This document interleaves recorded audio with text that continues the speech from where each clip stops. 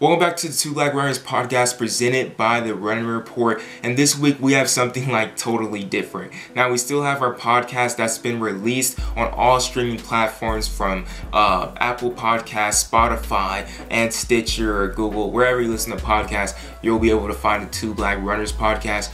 But we're going to release this podcast in parts here on YouTube because we had 5 individual interviews on Sunday that we did on our IG Live. It was a big black running community conference and just had some of the top elite athletes from now and in the past come on and just talk about the social injustice, systemic racism, and everything that's been going around right now with the death of George Floyd and Ahmaud Arbery and everything like that. It was really just great conversation, things that they want to see happen in the future, how race has affected their life and how it has affected them in their running. It's a great listen, and we're going to start it off with Corey Carter. Then the next day we're going to have Michael Granville, then Raven Rogers, Will Claye, and then lastly on Saturday we're going to end it off with Joseph Gray. This is some really great interviews. Hope you guys listen to every single one of them, and this is just our efforts into keeping the conversation going. We all know that usually it lasts for 2 weeks. It's like a Black Spirit Weeks for a couple weeks, but here on the Runner Report we want to keep the conversation going, and we're doing it the best way that we can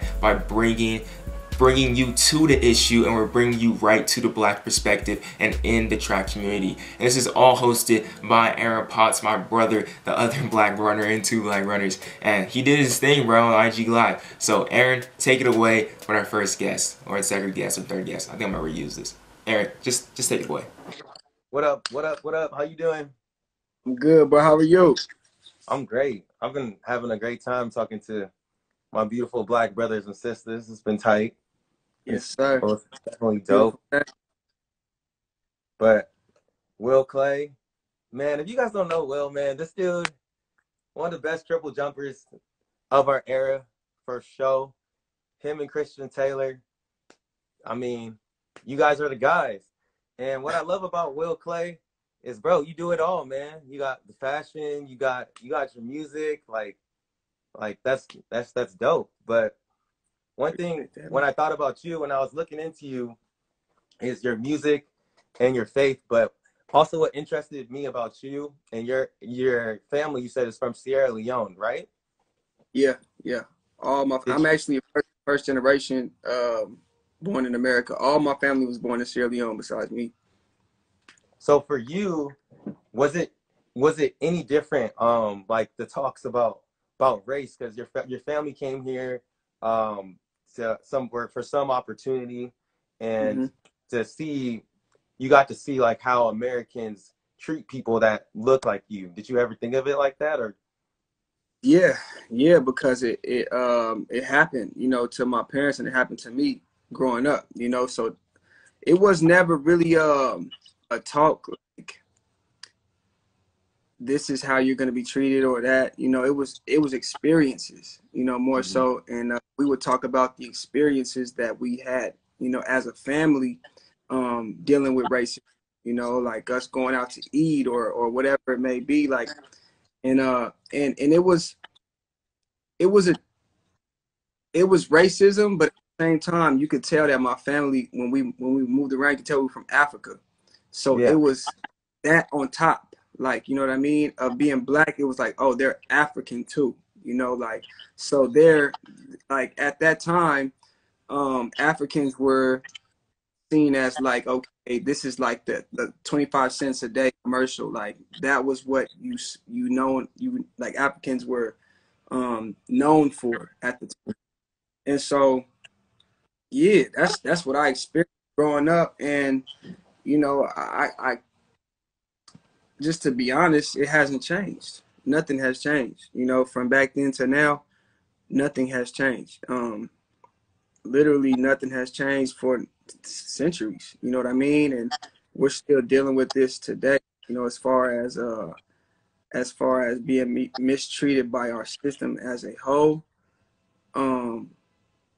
We are going through the same fight that Martin Luther King went through, Malcolm X, you name it. We're going through the same fight that slaves went through, when they were brought on ships to America. We're going through that same fight today. And it we'll get into that. We'll get. I'll let you. You know what I'm saying? But that's my answer as far as that. But yeah, that's how I dealt. You know, with it. It was never a talk. It was more so just like an experience, and a lot of times my parents kind of wanted to guard me from it too. Like I would just overhear them talk about it. They didn't really want to have that conversation with me yet as a child. But you know, I overheard it, and obviously I was there to experience it with them, knew where they were coming from. Did you feel like, or do you feel like they were surprised by what they were seeing when they moved here? Or how old Uh, were they when they moved here? my mom was in her 30s, I want to say, early 30s. She moved out here to get her doctorate. My mom got a doctorate degree at University of Arizona, and that's what she had me. She went to Reading in UK first, and then she came to the United States to get her doctorate and had me. And I don't think they were surprised by acts of racism towards them. I think it was a thing that where it's like this is the system that we're in, and it's a sad thing. And I also feel like they were appreciative of opportunities in America, but at the same time they knew it wasn't for them. It wasn't really made for them, but with their knowledge, the knowledge that they had gained from numerous degrees and things like that, they knew that there was a place for them in this society. But they weren't. I shouldn't say they weren't needed, but they weren't wanted. They weren't really wanted, but they were needed for their knowledge and their expertise. Yeah, and Yeah. how do you? I would say like me, like I'm Christian as Hmm. well. I was raised, and I'm trying to get deeper and deeper into my faith, and Yep. I feel like right now, I mean, I feel like Black people always have to, but I still I feel like we're starting to see these white allies, and you may have like I've had people contact me and like say sorry about things and stuff like that. But I also feel like we have to, as Black people, we have to lean into forgiveness so we can so we can like come together. Because Yeah. like how do you feel like your faith has helped you like just deal with any type of, I don't know, just the Um. acts that have happened to you over the time? The Bible says to hate what is evil. Mm-hmm. Okay? So I believe that the way we've been treated is evil, and I hate that, and I can't stand for that, and I don't really. I obviously, yeah, you have to forgive, you know, and you know the Bible says somebody slaps you on one cheek, you turn your other cheek, you know. But you ran out of cheap. but yeah, you for sure run. You only got But it's two. but it's like they did that to Jesus. They hung Jesus on a tree. You know He what I was mean? lynched. Jesus was That was the lynched. equivalent of being lynched back then. You know what I mean? And so I just it's hard for me, man, as a Christian man. It's hard for me to not um have anger. It's hard for me to not have rage or want to see revenge or whatever it may be. And I battle that too, just like you, bro. Like you're not the only one. I'm telling you, I'm going through the You same know, thing as you. I feel And like, or go ahead. Let me let you finish. I'm trying. I'm trying to be forgiving, and I'm trying but if we're talking about someone saying they're sorry, um, there has to be repentance. Okay, and repentance means that you don't what you apologize for, you don't do that anymore. And we're not seeing that. We're just getting the oh sorry, and then things keep happening again and again and again and again and again. Oh sorry, we protest, we're good for a little bit, then it happens again, and that's not true repentance.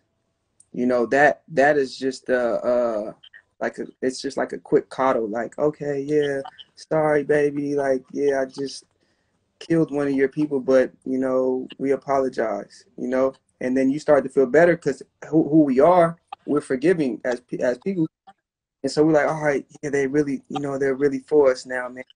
We made some traction, like we're getting better, we're moving forward, and then boom, again, and it's like, dang, like I thought we was.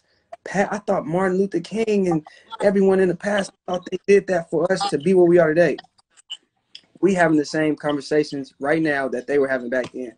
You know what I Yep. mean? So it's like we're not seeing a change, and we have to know that the system is not for us. It wasn't built for us. When the laws that we live by were written by people that no one that had anything to do with the laws that we live by right now are alive, and they all were racist. They all were for segregation. They all were for building upon the backs of black people as slaves. But we still live by those rules today and still live by that same system. So how are we supposed to ever overcome?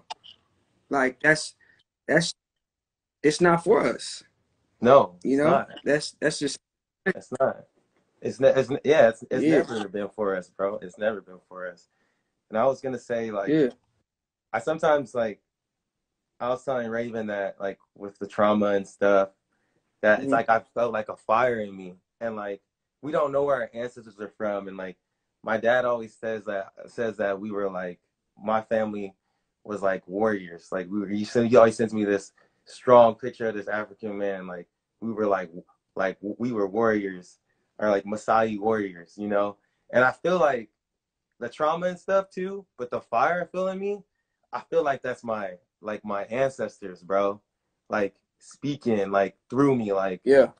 like that's that warrior. That's why Yeah. I feel like black people are so strong, man. Like we've had to deal with so much, and we're forgiving too. Like we're such a forgiving Mm-hmm. people, but we're also just like, bruh, like we have people like getting beat and like raped and like lived through all that, you know. Like we are such a strong people, and I feel like that's part of what they're trying to hide from us. And that's what Absolutely. I'm scared of. I agree. I agree. I agree. 100%. They no oppressor, no oppressor wants whoever or whatever they are oppressing to know their true strength. Oh, You know, that's part of the whole game. Like if I'm trying to keep whatever may be down, I can't I can't really allow, you know, that to know the true strength because then it may overpower me. You know, that's the way they're seeing it. And that's the battle. The battle for us is what do we do? Where do we go? How do we get our own? We can't we can't live on the same level as white people in America with the current system. It's just not made for that.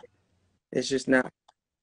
The only way is to create our own system and to have our own like ecosystem, honestly, with everything vertically up from our own economics to our own law enforcement to our own politicians, all the way up for our people. That's the only way that we will be able to actually be in a place to where we're not being oppressed. you preaching right now. You speaking, bro. I You see listening to my brother Malcolm. it. Man, I've been having so many conversations with my brothers, man, and because I've had so many questions and just so much on my heart. Just like what do I do? What do we do? How do we do it? Because we can't keep going like this. Like this can't continue to happen. You know what I mean? Does this protest feel different to you? No, it doesn't. It does not feel different to me.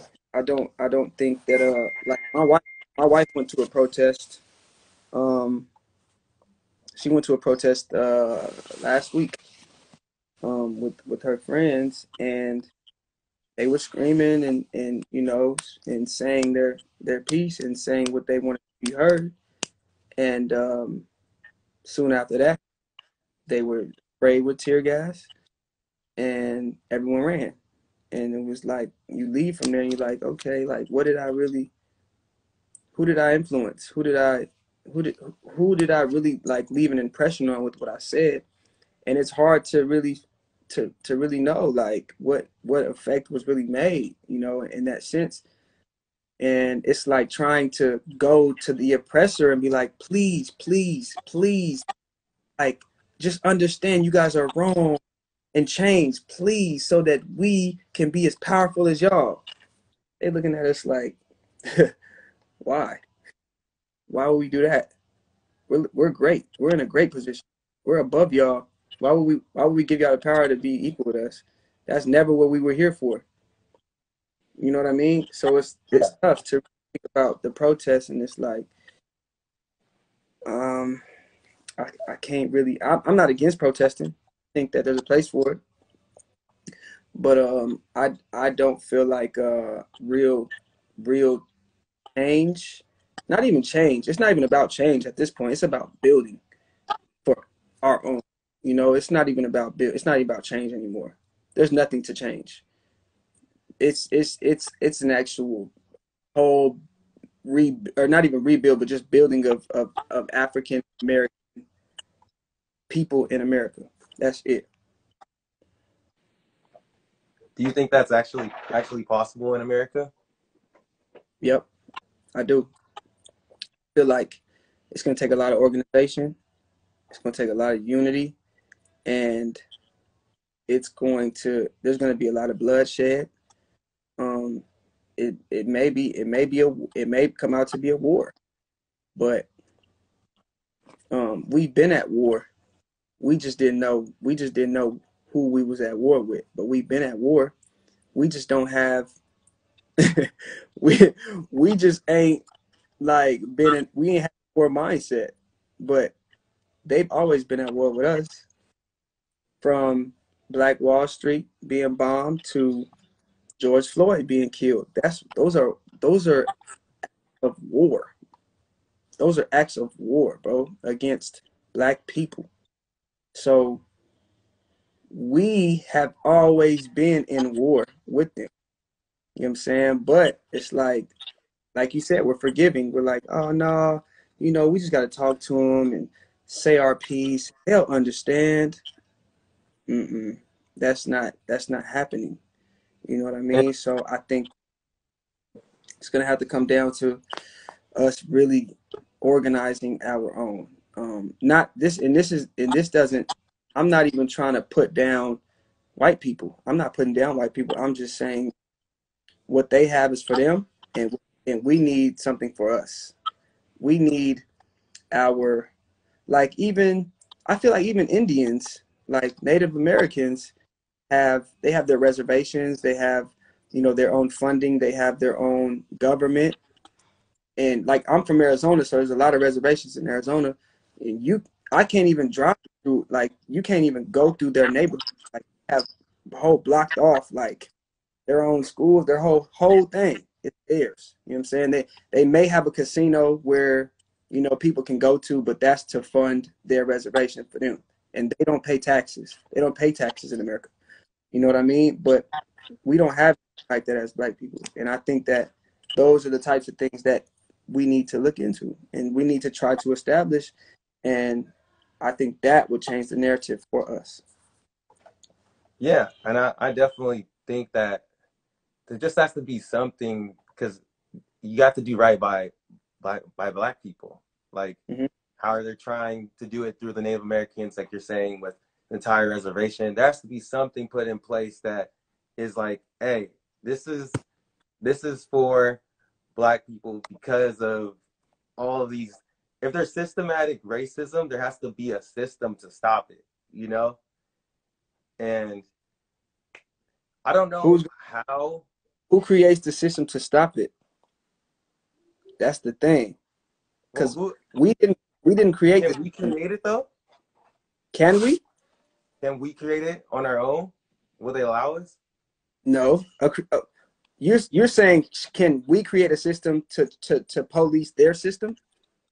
Or can we create something that basically like they put these things in place and Mm-hmm. they constantly, I mean, the system is made to like make sure we're not uplifted, right?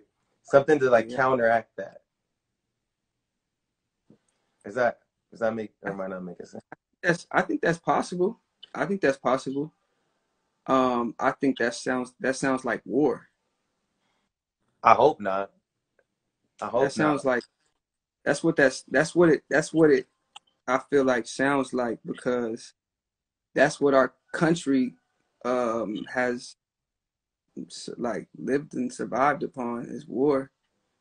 Whenever we watch those the Twin Towers get um crashed into by those planes, the first thing that our country said was, we're going to war with Afghanistan. We're going to find Osama bin Laden. Um, whenever we see black people die on social media or on TV, that's like, for us, that's like seeing 9/11 over and over again. You know It what I'm is saying? And I come 100. to a it's like we can't do this no more. And that's why I do think that the protests are impactful. Yeah, because we get to really like get out there in the streets and say our piece. But the system is just not, it's just not made for us. And so we can't try to counteract their system. We have to build our own system, a whole separate thing. That's how I believe. And I was just talking to my brother about it. That's the whole. You ever seen Get Out? You seen the movie Get Out? Yeah, Whole concept of that movie. The house where the girl took the dude to is America, right? And this each character shines light upon different types of people in America, different types of black people, different types of white people in America. And the whole concept of that house is saying, we as black people need to get out, because they're gonna try to brainwash us, which they already wait. have, because we didn't create education. Those books and all of that, we didn't create that. When schools were segregated, they had their own history and their own whatever, and we had our own. But once we were integrated, we still learned from their education. You see what I'm saying? No, I see what you're saying. The Get Out So reference is crazy. So yeah, and that's that whole movie is that's what it's all based on. It's like this black man was basically sleeping with the oppressor. He wasn't woke. He wasn't woke. So he goes to meet the family, the house. He's in America. He starts to understand and see. Okay. He starts to understand and see, like, oh wow, like this is how they really are moving. Like this is, oh wow, like they've got these other black people on. They got them, and he's seeing it, and now he's like, dang, they're gonna try to get me next, and they tried to, and he fought his way out, and he got out. He got out, and he was embraced by his black brother that told him not to do it in the first place. You know what I'm saying? Mm. That is the subliminals of the movie Get Out, and that's Jordan Peele telling us what we need to do as African Americans. Damn, Yeah, that's a whole lot. yeah, it's a lot. It is. Wow, great movie. Um, Damn, that was all good. One other thing I wanted to cover, like this has just been a rough. I mean, it's always been rough for black people, but losing. I was just gonna say in general too. Like I saw your you met Kobe. That was one of your heroes. Nip. We just lost Nip. Yeah. If we had both of them right now, I mean, LA would be crazy right now. It would be crazy to especially. I mean, for sure. I know Kobe, but to not have Nip right now is Yeah. very sad, and it's crazy that this is happening without them. Two like very strong leaders in our community. Absolutely. Yeah. Absolutely. I think if Nip was here, Nip would be on the front lines in LA, with the protests and I even see like people that he was close to, like YG. You know what I'm saying? He's leading protests and doing it in his way. Putting out songs and things like that, and you know, saying F the police and F Donald Trump, and that's how their culture views that. You know what I'm saying? And I think that Nip, if he was here, he'd be on the front lines, like trying to. But you know what? Nip was Nip was already doing his protest. His protest was buying back the block. His protest was taking care of his people where he was from. His protest was starting a STEM, program and teaching kids how to code and um, creating jobs for people. That was already him starting his own ecosystem. You know what I mean? And Yeah. that's what that's what I'm speaking upon as far Yeah. as like our own. That's what Nip was doing. You know what I mean? He was about to build uh like a high rise apartment complex in like I'm saying, on Crenshaw. You know what I'm saying? Like, and he was gonna allow people to live there at a lower cost. Things like that he was doing for Black people. And those are the things that I feel like we need to do, because our Black dollar leaves um our race the fastest. You know what I mean? Yeah. And so when you create these ecosystems, we're able to keep it home and we're able to continue to build ourselves.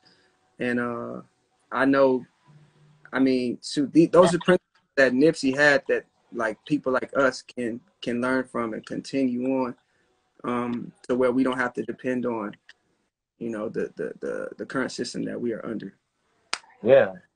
Yeah. But yeah, basically what he's saying too is y'all like stop going on flow track. Like, what are you doing, bro? Like, come on to the running report. Like, what are y'all doing? I mean, for real though. Come on, we could build, y'all. We could build here on the running You report. right.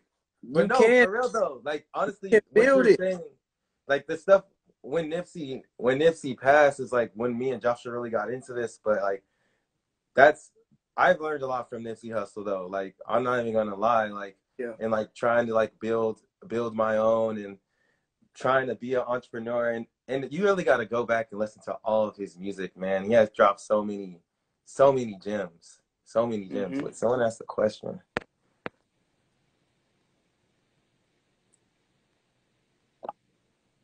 Someone said, any tips for the step phase? I mean, we ain't really talking about that right now, but This is bigger than the triple jump. Honestly, what we talking about?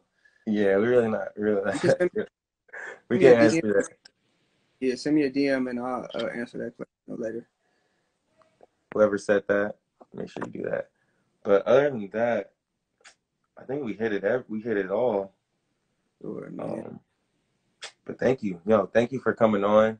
Absolutely, bro. Definitely think, I'm, and prayers, man, for all of us, bro. That we can make it through this and come out on top, bro, and just live. At the end of the day, like you and I, bro, when we step outside, we're liable to end up in that same situation. So I'm praying for brothers like you. I'm praying for our women, our Black women. I'm praying for all of us, bro, that we can all, overcome and come out on top and get what we deserve as God's creation, man. Like that's all that's all I can ask for is that we, you know, continue to receive our blessings and live life abundantly as God would want us to. Yeah, yeah. And I'm honestly like, yeah, the sentiments of what you're saying. I've thought of all of those things, learned them through teachings. I mean, yeah, I'm hoping it doesn't have to end end bad, but like Yeah. we, you know, we don't. This has been happening for too long, so Oh, yeah. it's been happening for too long. Yeah, man. It's been happening too long, and I think our generation is gonna be the generation to change it. So we Most just definitely. gotta put it on the line, man, for sure. And I'm always here to support y'all, man. Whatever y'all need, you know what I'm saying? I'm always here. This is my first time meeting you, but shoot, I'm all for what y'all got going on, man. So you just let me know whatever it is you need from me. For sure, for sure. We'll talk. We'll talk soon. We'll tap in. But yeah, thank you, bro. I'll For catch you later. easy, for sure.